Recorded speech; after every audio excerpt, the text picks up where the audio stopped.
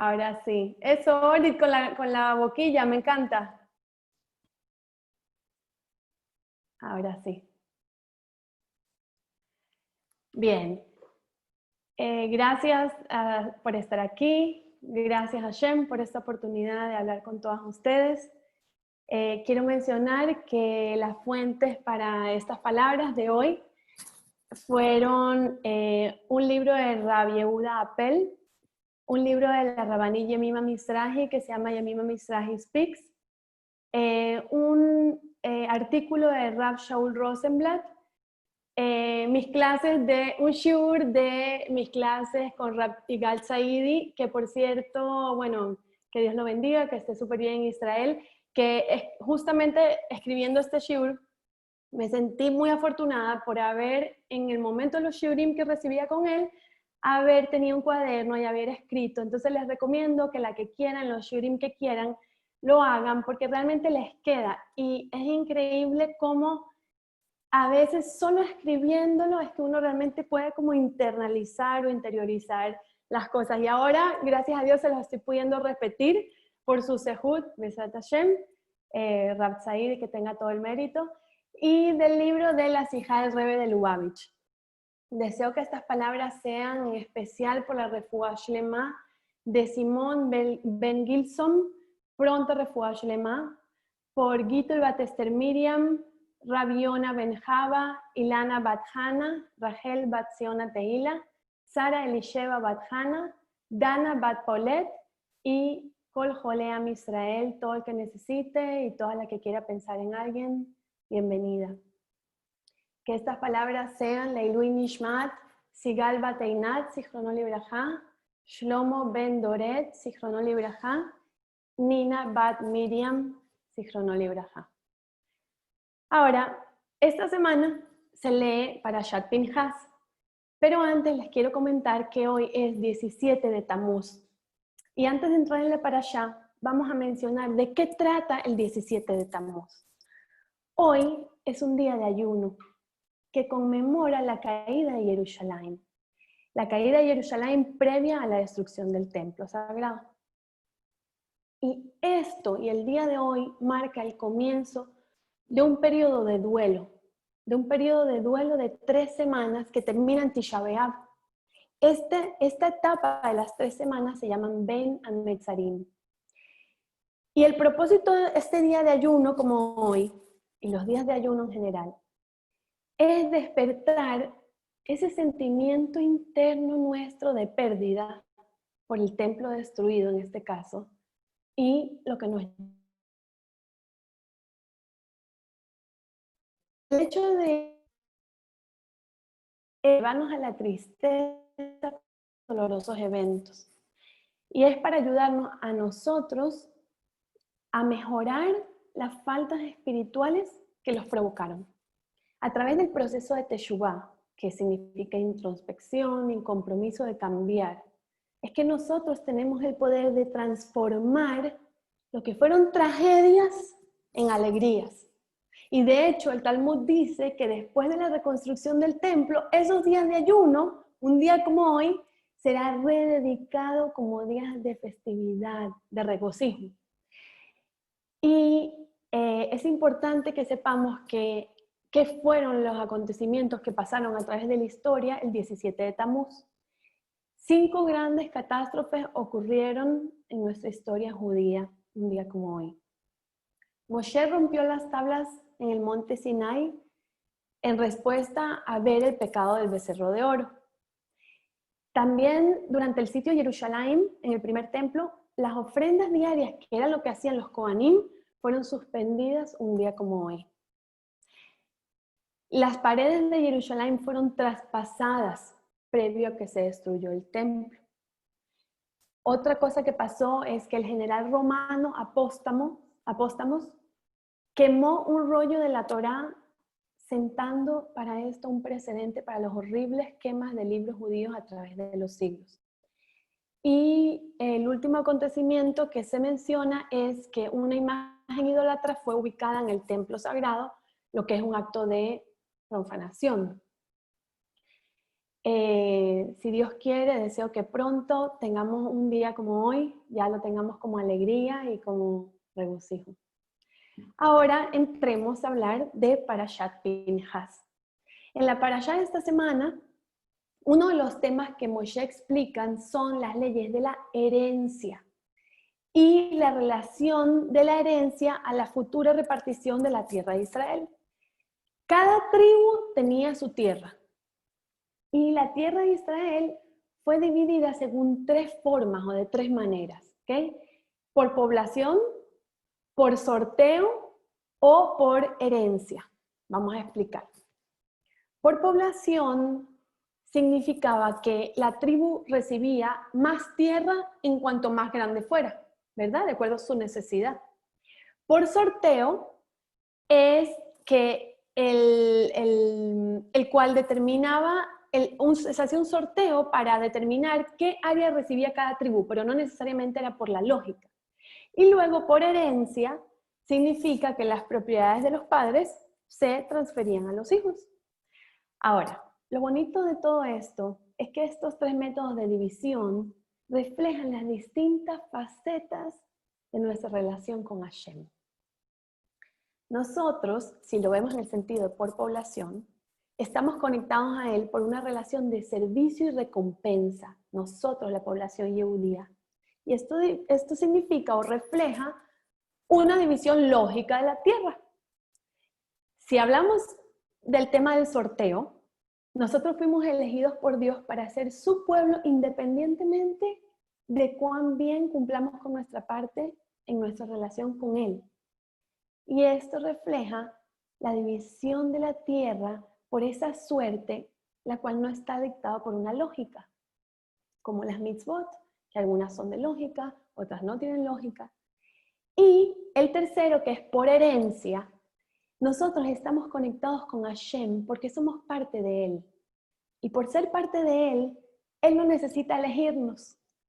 Esto refleja la división de la tierra por herencia, porque un heredero recibe la tierra de sus padres de manera automática, no tiene que ganarla. Y si es verdad que estas tres facetas de nuestra relación con Hashem son todas importantes, nos dicen que en el futuro, cuando llegue Mashiach, nuestra relación de herencia será la de orden superior. Y en esta parashá resulta que 5 hermanas, 5 mujeres, huérfanas de padre, su padre se llamaba Tzlofhad, se acercaron a Moshe a reclamar por su herencia. ¿Por qué? Porque ellas eran solteras, no tenían padre, o sea, en teoría no les tocaba heredar. Ellas desafían un aspecto de las leyes que Moshe estaba enseñando en ese momento. Porque a ellas no les estaba tocando recibir tierra y ellas se esforzaron y lograron cambiar lo estipulado. Estas 5 mujeres fueron partícipes en escribir la historia. Es parte de Torah Shevichtav, de nuestra Torah escrita. Y ahí, al Moshe darles cabida, también Moshe muestra su humildad, que él no lo sabía todo, y permitió que ellas participaran en esto porque estaban en lo correcto. Antes de mencionar todo el tema, quiero decirles algo muy lindo, que es que Hashem le dice a Moshe, no vas a heredar a tus hijos, sino que vas a transferir a tus hijos. Y con esto, lo que está Moshe es empoderándonos a nosotros. Porque lo que le está diciendo Hashem a Moshe es, aunque tú te mueras, porque estás pronto a morir, transferirás tu Neshama a Am Israel para que se quede tu Neshama entre ellos, en Am Israel. En Parashat Pinhas, las mujeres encontramos excelentes modelos a seguir. ¿De qué? De emuná, de fe. Y ellas son las hijas de Tzlofhad. Sus nombres fueron Malja, Noa, Hagla, Milca y Tirza. Y Hashem nos habla no solo de la historia de ellas, sino que nos da sus nombres, 5 mujeres Y lo dice 3 veces en la Torá. Y eso fue especialmente para decirnos quiénes son ellas, quiénes fueron ellas. Ellas demandaron el caso para reclamar tierra. ¿Y Moshe qué hizo? Moshe elevó el juicio al Din Shamaim, porque Moshe no sabía cómo proceder la halajá en este caso. Y que te enjuicie Hashem en el cielo es algo muy fuerte. ¿Qué pasaba? Que las tierras de una tribu no podían transferirse a otras tribus. Y Hashem les dice a ellas, está bien, después del juicio, ustedes tienen razón, pero ustedes tienen que casarse con sus primos, los de la misma tribu. Ya va. Pero nadie puede forzar a una mujer a casarse con alguien que no quiere. Entonces, ¿cómo les dice Hashem que se tienen que casar con sus primos? Eso es obligarlas, ¿no? Bueno, ahí entra en juego la grandeza de las hijas de Tzlofhad y el gran mensaje por el que la Torah las menciona tanto. Ellas interiorizaron este concepto. Haz la voluntad de Hashem tuya y Hashem hará tu voluntad. Ellas elevaron su deseo a la voluntad de Hashem, porque ellas conocían el poder de la mujer, porque ellas hacían lo que Hashem quería que fuese su voluntad. Ellas estaban agradecidas con la brajá que nosotras decimos todas las mañanas en Birkat HaShahar, Baruch atah Hashem Elokeinu melech haolam she'asani kirtzono. El hombre dice, Shelo asani isha, que no me hiciste mujer, y nosotras decimos, she'asani kirtzono, que me hiciste de acuerdo a tu voluntad. Ellas seguían su voluntad. Ellas eran de la tribu de Yosef. Y ellas le dieron la posibilidad de transferir la tierra a otra tribu, no solo heredarla. Les concedieron un privilegio, así como a nosotros también nos dieron el privilegio de que Moshe transferiría su alma a Am Israel. Rab Efrem Goldberg dice que el privilegio no es un lujo, es un legado. No es un pase libre, es una gran responsabilidad. El privilegio no debe dar lugar a sentir que yo tengo más derechos, sino que debe exigir un comportamiento excepcional. Eso es un privilegio. Y cuán grandioso es el mérito de la mujer cuando entiende el privilegio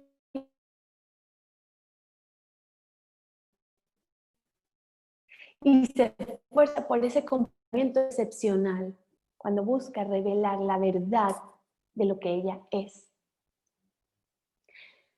Cuando tú conoces tu rol en la vida, eso es un gran sehut, es un gran mérito y un privilegio y también un lujo. ¿Cuánta gente no va por la vida sin darse la oportunidad de acercarse a Hashem y conocer su verdadero rol? De conocer el legado por el cual debería vivir. El trabajo de la voluntad, esa voluntad que Hashem quiere que tengamos, significa hacer cambios.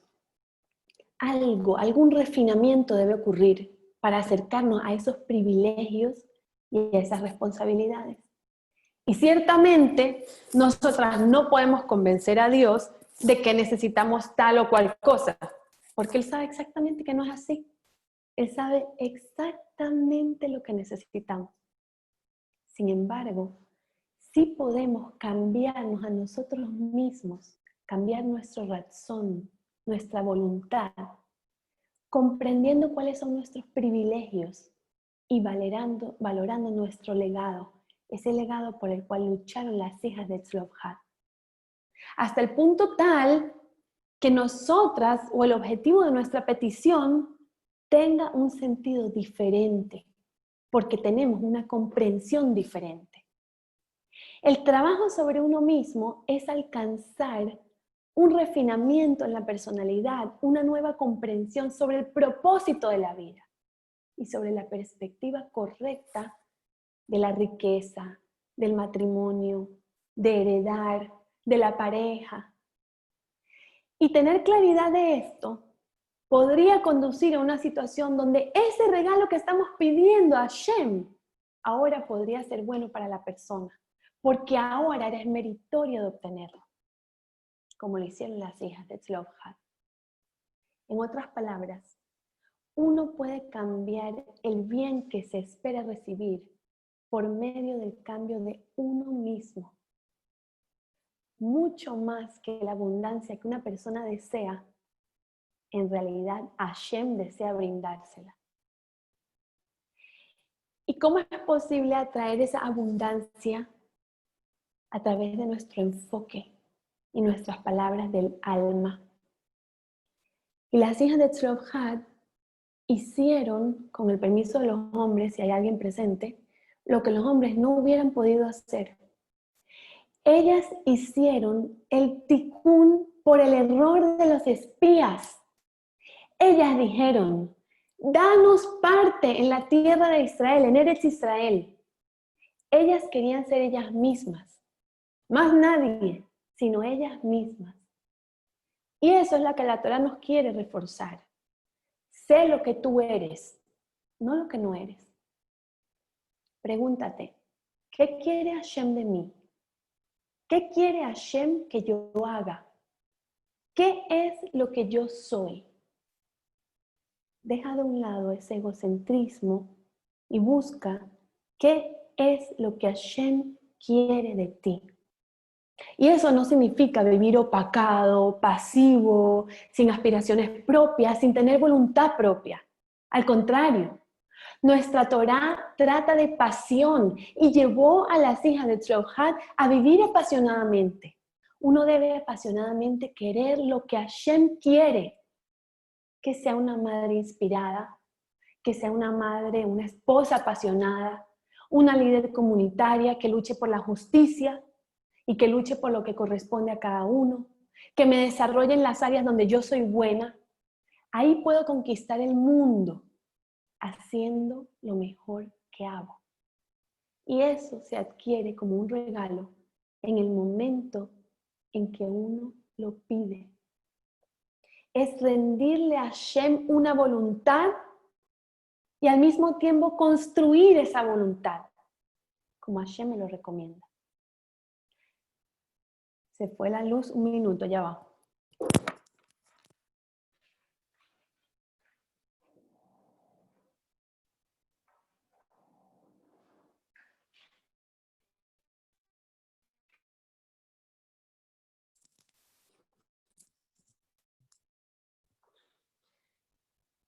Esto de lo que hablamos es lo opuesto de lo que pasó con los espías.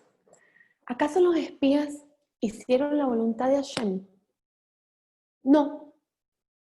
Y después de que haces algo que no es la voluntad de Hashem, menos eres tú, menos de ti puedes ver. Igual como le preguntó Hashem a Adam Rishon, Ayeka, ¿dónde estás? Nos dice Hashem, pero no dónde estás físicamente. ¿Dónde estaba tu alma y tu pensamiento hace un minuto cuando hiciste lo que hiciste? La transgresión te convierte en otra persona, menos que en ti mismo. Más transgresión, menos tú. Los espías, después del pecado, eran menos ellos. Y cuando ves la historia de las hijas de Tzlophat, en el contexto de lo que implicaba su época, esta historia de verdad rompe algunas preconcepciones que uno probablemente tenía. Vamos a ver por qué.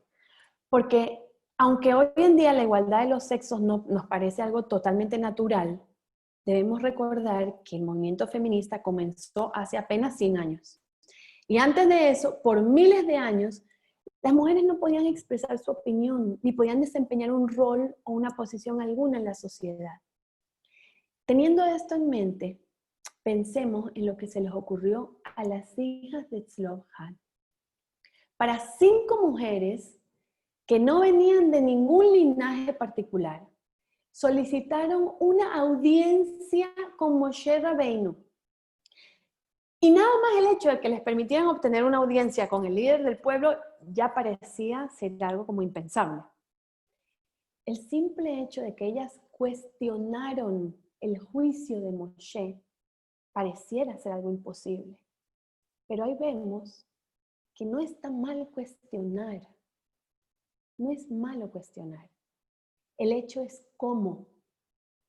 ¿Cuestionamos cerca de Hashem o al contrario? Y que Moshe estuviese también de acuerdo con ellas era algo también impensable.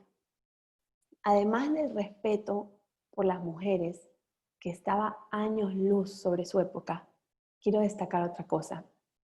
Incluso después de que ocurrió todo ese episodio, y de hecho este fue escrito en el libro histórico del pueblo, que era también imaginable, ¿cómo podría Moshe mantener su credibilidad como juez si 5 mujeres sabían la halajá mejor que él? Uno de los tantos aspectos de la Torá que impresionan es la transparencia, la honestidad de la Torá.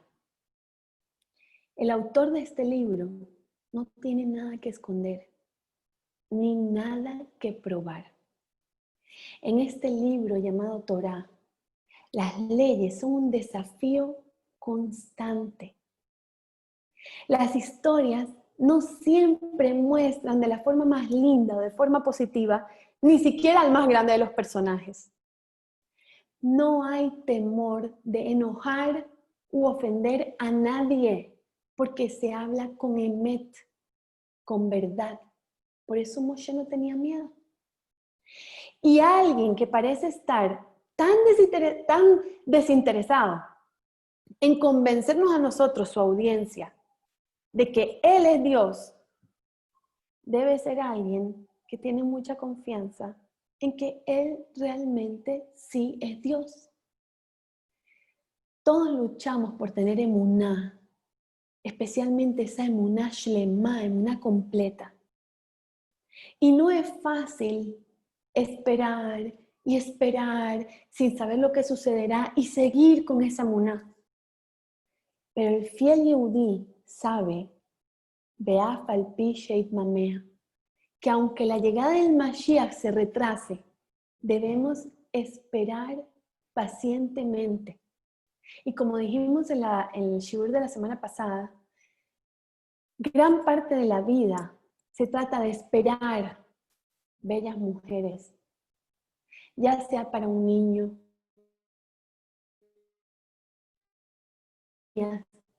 o para tu alma gemela.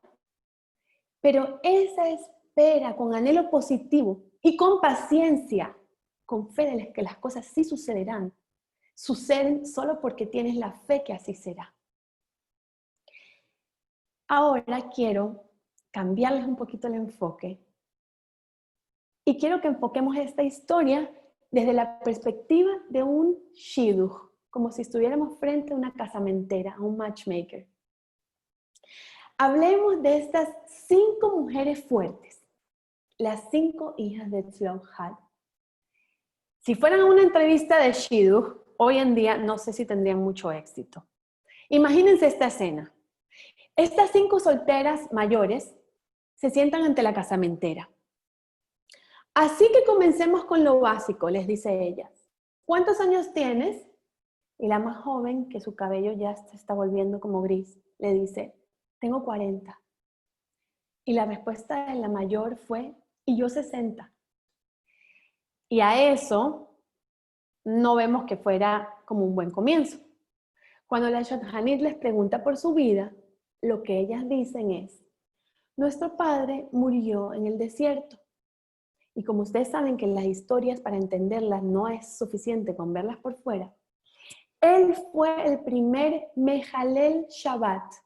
Una persona Mejalel Shabbat es alguien que hace algo en contra de Shabbat, como para profanar Shabbat. Y para agregarle sal a la herida, porque sus 5 descendientes eran mujeres y solteras, las hijas de Tzlofhad no tenían parte de tierra en Eretz Israel.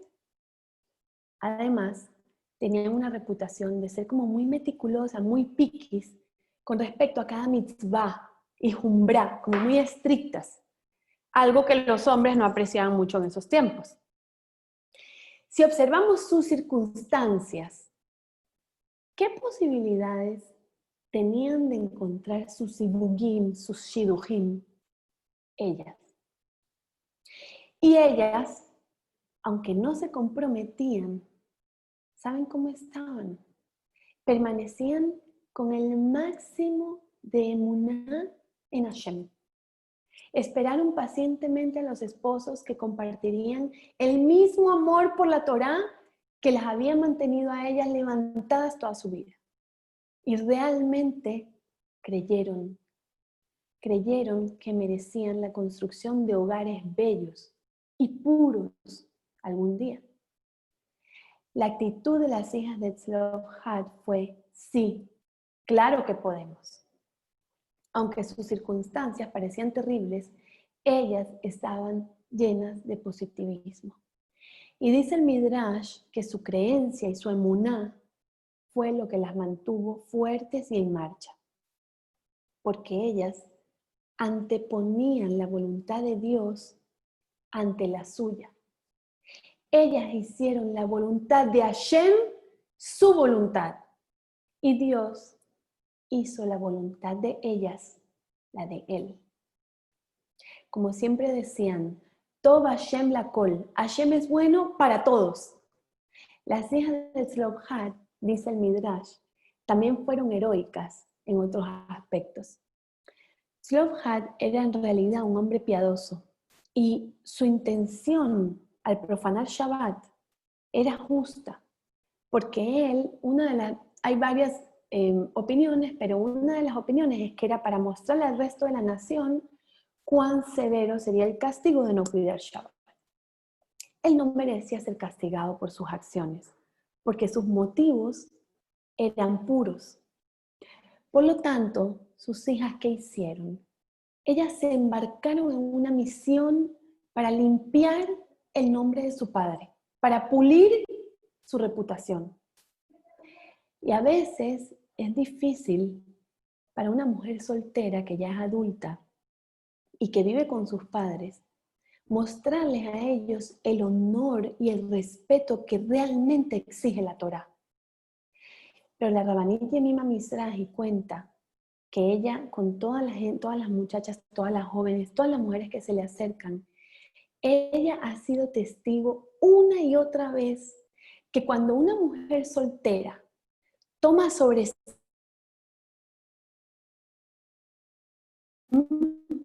de respetar a de Tzlofhad, este paso virtuoso abre su mazal para encontrar su mejor zibug. Por otro lado, acá también en esta historia interviene la biná de la mujer. Ellas también tenían ese agudo sentido de saber cuándo acercarse a Moshe. Entendieron cuándo era el momento adecuado para cada cosa. Ben Ish Chai dice que los meses de Tamuz y Av son el mejor momento o el más oportuno para pedir por un hogar, para pedir por un shidduch, porque ese es el momento en que Hashem llora su casa, como estamos hoy. En la época del año en que Hashem llora la destrucción de su propia casa, Él comprende la profundidad del dolor de una mujer soltera. A menudo, las mujeres que esperan, como las hijas de Tzlofhad, se le acercan a la Rabbanit Yemima y le dicen: pero Rabbanit, hay una tefilá para todo, para cada tipo de prueba, para cada tipo de nisayón, pero no hay una tefilá para alguien como yo. ¿Qué debo decir? preguntan, ¿cuál es la mejor conexión a mi rezo para formar un hogar y tener mi propia familia? Y la Rabanit les contesta, ¿sabes cuál es la mejor tefilá que debes hacer? Tu tefilá debe ser pedir porque Jerusalén sea reconstruida. Tu tefilá es, Bel Yerushalayim irja verachamim tashuv. A Jerusalén, tu ciudad, que puedas regresar. Cuando te aventuras con tanto dolor, cuando compartes la angustia de Akadosh Baruj Hu, Él querrá ayudarte a construir tu hogar. Ahora, quiero que reflexionemos un poco sobre lo oculto, sobre lo valioso de lo que se mantiene oculto. Y en el libro que lo leí decía muy bonito, sobre cubrir hasta descubrir. En el momento que fue el horrible secuestro en Israel, en el 2014, de los 3 niños, la Rabanit Yemima dice que en ese momento ella aprendió una poderosa lección. Ella estaba clara que Hashem nos estaba castigando en un área en la que esta generación es más relajada. Vivimos en una época de hambre de información, ¿ok? Debemos saber todo lo que hay que saber sobre todos, todo el tiempo. Y de repente, con el secuestro de estos muchachos, no teníamos ni idea de dónde estaban ellos. Nada. Todo el IDF estuvo en una intensa búsqueda durante 18 días, durante los cuales no tropezaron con un solo rastro, ni un calcetín, ni un par de anteojos, nada. Y para sorpresa de todos, ninguna organización se responsabilizó por este horrible acto.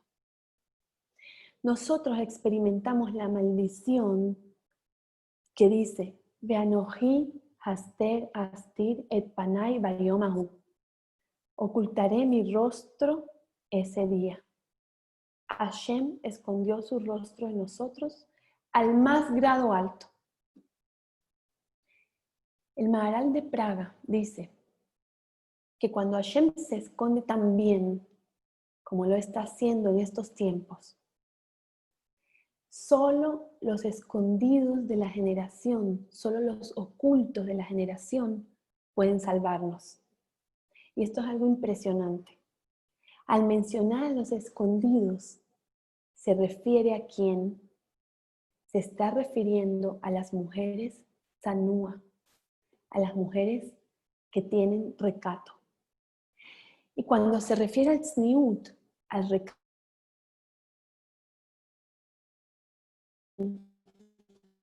a ese comienzo sobre las prioridades de la mujer.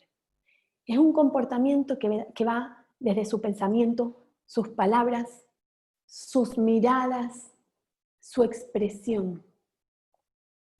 Es un comportamiento que refleja su fidelidad a la Torá y por ende a su esposo y a su hogar. Se refiere al enfoque hacia dentro del hogar y no hacia afuera del hogar. Y una virtud que caracteriza a las hijas de Tzlofhad es su inquebrantable irat shamayim, ese temor a Hashem cuando se aferraron firmemente a los principios de la Torá y a su tzniut, que es mencionado, y a su recato. No sintieron con ese tzniut que estaban perdiendo. Y su tzniut fue una clave para su crecimiento espiritual. En lugar de restringir, tzniut es, en un sentido más profundo, liberador. En la Haftará de Parashat Balak leemos, ¿qué te pide Hashem? Y dice, para realizar actos de justicia, ama el Gesed y camina modestamente con tu Dios. Y nuestros sabios nos sorprenden al decir que siendo modestos se refieren a las siguientes mitzvot. A la mitzvah de Albayat Amet, de escoltar a los muertos, y a la mitzvah de Achnasat Kala le Jupá, de llevar una novia a su jupá. Pero ya va. ¿Acaso no son estos eventos públicos? ¿Cuál es su relación con la mitzvah Tzniut? ¿Cuál es esa relación con la mitzvah que nos obliga a ser modestos y a estar fuera del centro de atención? Explica Rabbi Shlomo Wolbe, Zichrono Libraja, que precisamente en un evento público es donde se encuentra la verdadera prueba de tzniut, de recato.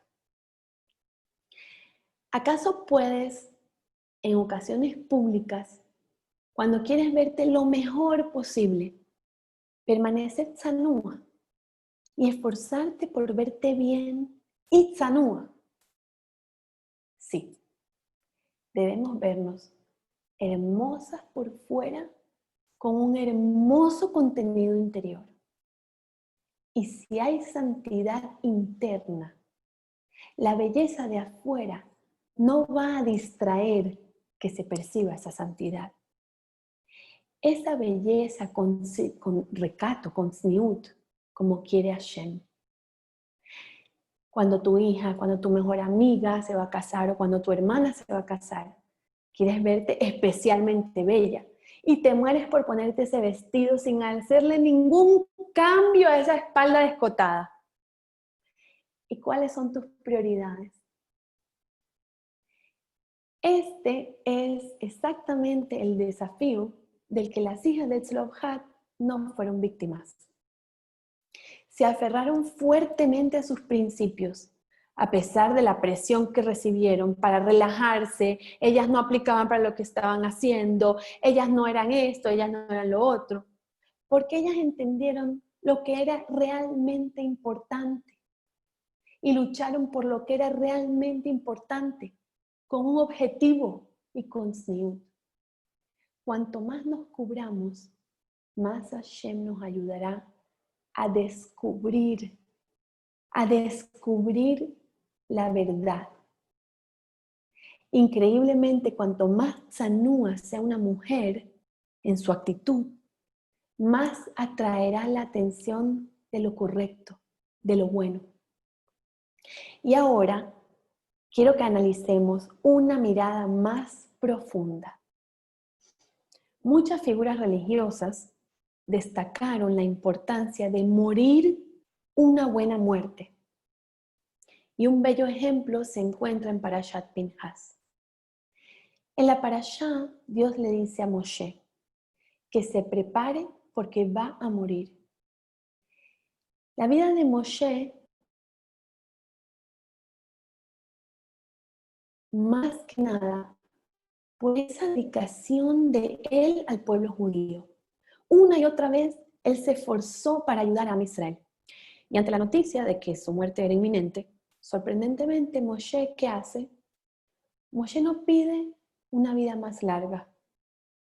En cambio, su respuesta inmediata fue pedirle a Dios que el pueblo judío fuera bendecido con un buen líder.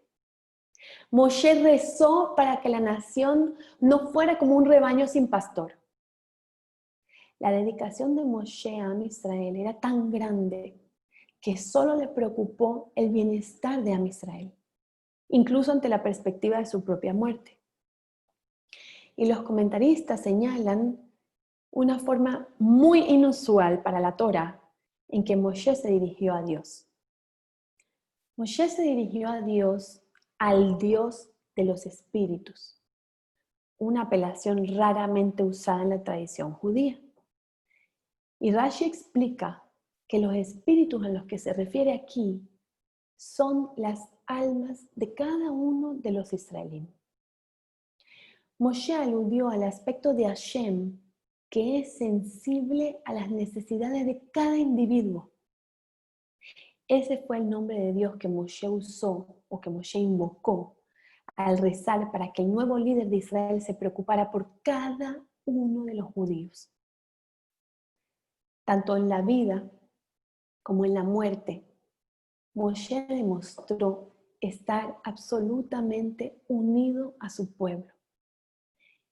Y esta preocupación genuina por cada individuo fue la marca distintiva del liderazgo judío durante toda la historia. Eso lo heredamos, nos los transfirieron.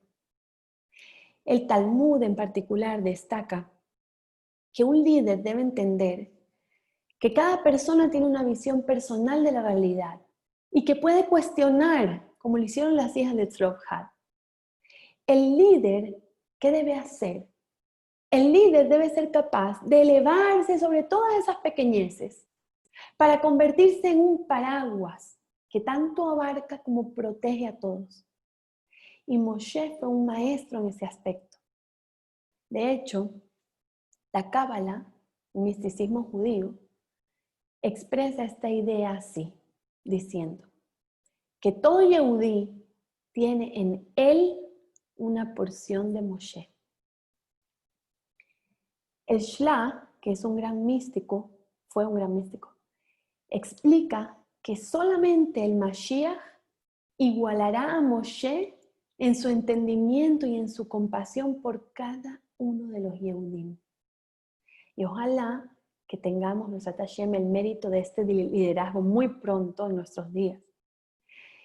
Y hablando de lo que es nuestra impresión a primera vista, vamos a comentar que en Parashat Pinhas, Hashem le instruye a Moshe Rabbeinu para ascender al monte Abarim y le dice, Ure et haaretz veraita ota, y ve la tierra y la verás. Y al comentar sobre este versículo, el Or HaHaim pregunta, ¿por qué Hashem usó una doble expresión de la vista?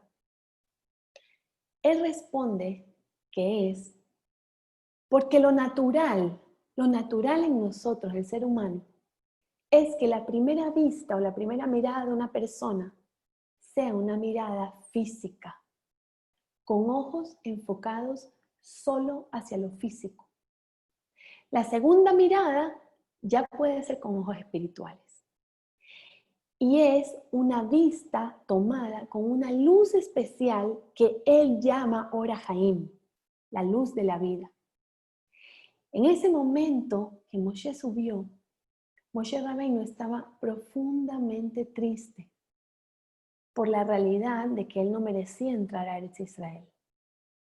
Y Hashem le dijo que él alcanzaría una visión más profunda, esa visión que le permitiría captar la esencia espiritual interna de Eretz Israel, incluso sin pisarla.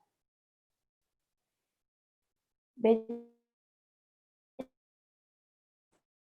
mensaje de Hashem a Moshe Rabbeinu es profundamente adecuado para nuestras luchas diarias. Si logras imaginar tu bienestar con ojos espirituales, si miras más allá de ese mundo superficial que ves ante ti, llegarás allí, donde llegó Moshe Rabbeinu.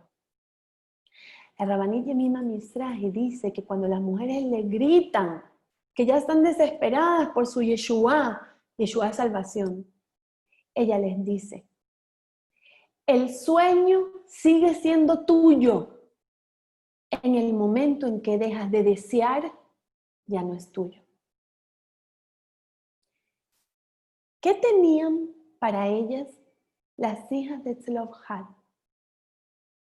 Para nuestros ojos físicos no tenían nada, pero nuestros sabios nos enseñan que eran soñadoras y consiguieron todo, consiguieron plenitud. Estas mujeres piadosas se aferraron fuertemente a sus sueños, a su visión de un mañana mejor, a pertenecer, a tener tierra, y nunca perdieron la esperanza. Y consiguieron más de lo que podían soñar.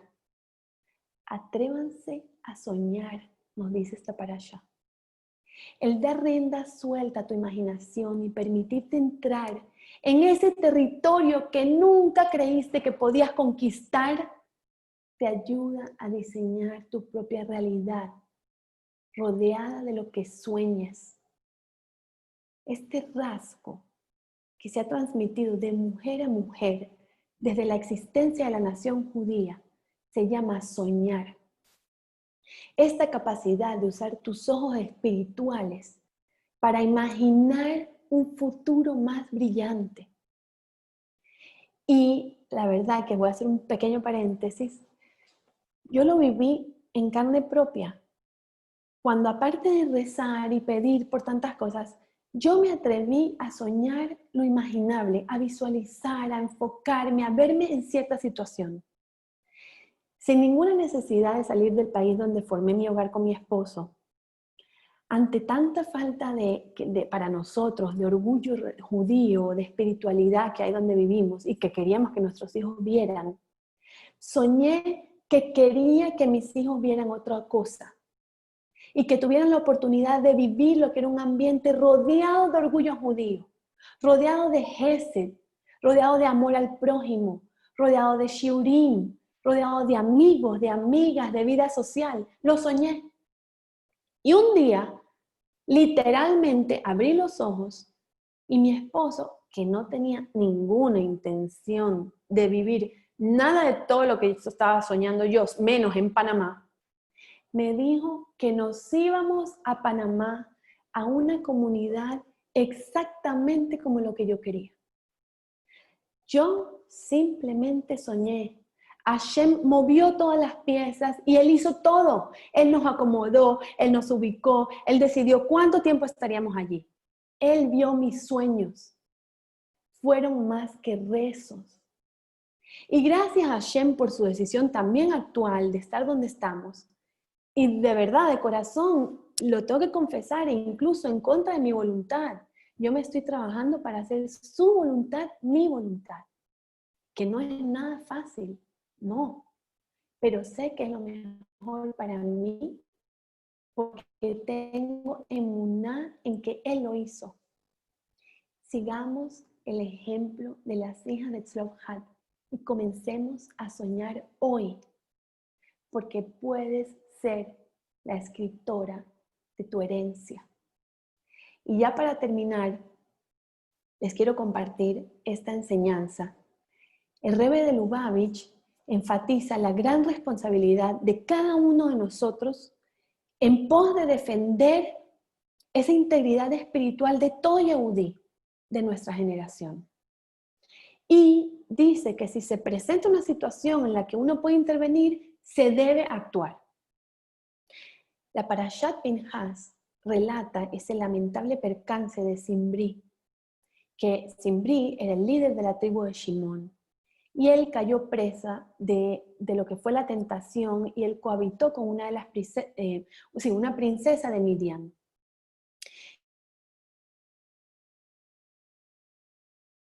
¿Saben qué pasó? No cómo actuar. Los líderes no saben cómo reaccionar. Y a pesar que en el lugar de los hechos estaban presentes Moshe, Elazar, que era un nieto de Aarón, y estaban todos los ancianos. En definitiva, fue Pinhas, uno de los nietos de Aarón, el más joven de todos los presentes, quien tuvo que tomar la iniciativa. Esto fue así. Este fue el joven que se alzó y declaró que el caso de Zimri se enmarca en un dictamen halágico y lo que estaba pasando no podía dejar pasar. Y él dijo, está escrito, los celosos de la voluntad de Dios deben ejecutarlo. Entonces, Pinhas tomó inmediatamente su lanza y mató a Zimri, también mató a la mujer midianita. La enseñanza de este episodio es que cuando hay cuestiones sobre las cuales los líderes de la generación guardan silencio y no opinan al respecto, pero silencio no siempre es evidencia de que nada debe hacerse. Entonces la persona debe saber que cuando tiene la posibilidad de actuar, tiene el deber de hacerlo. Y a veces el hecho que personas más grandes que uno no digan nada al respecto es tal vez para que Pinhas tome el sacerdocio. O sea, uno debe saber que está frente a una situación que a él le corresponde refinar, actuar o elevar. De cada Yehudí se demanda ser activo. Y hay mitzvot y temas de la Torá que dependen exclusivamente de uno, algo que solo uno debe hacer. A cada uno se le demanda no depender de las acciones del otro, no esperar a ver qué van a hacer los demás, sino actuar ante cada situación que se le presente, que le mandan frente a sus ojos y no por casualidad, y se preguntarán, sí, pero ¿acaso yo tengo fuerzas para todo? ¿De dónde se obtienen las fuerzas para mantener una actitud así y agarrar la lanza y actuar? A veces creemos que pasan frente a nosotros cosas que no podemos superar y cosas que no somos capaces de llevar. Pero es Hashem que pone a la persona frente a un escenario y requiere algo que se llama Mesirut Nefesh. Mesirut Nefesh es esa entrega incondicional, sin restricciones y sin duda. Por lo tanto, ¿qué pasa? Al ponerte a Hashem en esa situación, Hashem le otorga las fuerzas necesarias para encarar la situación. Y hasta es posible que en esta persona se invista una chispa del alma de alguien que no pertenece a esta dimensión física, así como sucedió con Pinhas. Pinhas es Eliyahu. En Pinhas se encarnó el alma de quien era el ángel Eliyahu. La lección para los jóvenes de nuestra generación es que no deben hacer cálculos y conjeturas que fulano puede actuar o que mengano mejor va a intervenir. No, sino que deben tomar conciencia de que toda situación que llegue a sus manos para hacer algo en favor de la vida judía, de nuestra comunidad, de la Torá y de sus mitzvot, les concierne a ellos y constituye su parte en el mundo que a ellos les cabe refinar y elevar. Y de hecho, tienen las fuerzas para ello y deben hacerlo con Mesirut Nefesh, con abnegación. Y precisamente, hablando de abnegación, el Rebbe decía que Mesirut Nefesh, que es dar la vida abnegadamente, no significa subir al techo y lanzarse de... Mesirut Nefesh es ruido, ni tumulto, ya que Hashem no se encuentra donde hay conmoción. A Hashem no le gusta el tumulto, ni la pelea, ni el ruido, ni la conmoción. La entrega incondicional a Dios debe estar presente en todas las actividades cotidianas, tapándose los oídos y cerrando los ojos. Incluso en el estudio de Torá debe haber Mesirut Nefesh, lo que significa no tomar la Torá y adaptarla a uno mismo, sino tomarse a uno mismo y adaptarse a la Torá. Y cuando se quiere algo sinceramente, con certeza, se logrará. Y cuando uno se conduce con el Mesirut Nefesh de Pinhas, se cristaliza también en nuestra propia realidad que Pinhas es Eliyahu. Es decir, vendrá concretamente el profeta Eliyahu, quien anunciará la inminente redención. En nuestra época, toda la cercanía con Hashem constituye una preparación para la llegada del Mashiach. para hacer de este mundo un lugar de respeto para Hashem. Shabbat Shalom. Ya se pueden desilenciar porque yo no las sé desilenciar. Mi vida, qué Bello, bonito. Cindy. Sí, que- Gracias.